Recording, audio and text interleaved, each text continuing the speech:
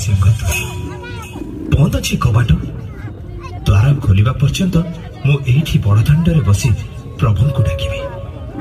हे बलियार भुज जगतर नाथ जगन्नाथ, हे पतित पावन कला ठाकुर, विषम समस्या रे पड़ी मु जो अपराध करिछि सेथिपाई मते क्षमा दियो प्रभु, क्षमा दियो, क्षमा करि दियो प्रभु, क्षमा करि दियो, मते पाप मुक्त करि दियो प्रभु, मते पाप मुक्त करि दियो, जवनर पुनर्बार मते हिंदू करि दियो प्रभु, हिंदू करि दियो, हिंदू करि दियो प्रभु, हिंदू करि दियो।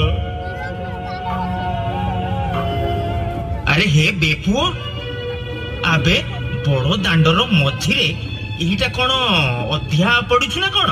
उठ उठ बड़ा उठ। अबे तू हिंदू ना जबन जाने की भाई ना बेप बड़ा परा हिंदूर जबन होई पुणी हिंदू हेबा को अध्या पड़ची। एमिति कथा बेपुओ बड़ा हिंदू हेबो ना आउ किछि होबो?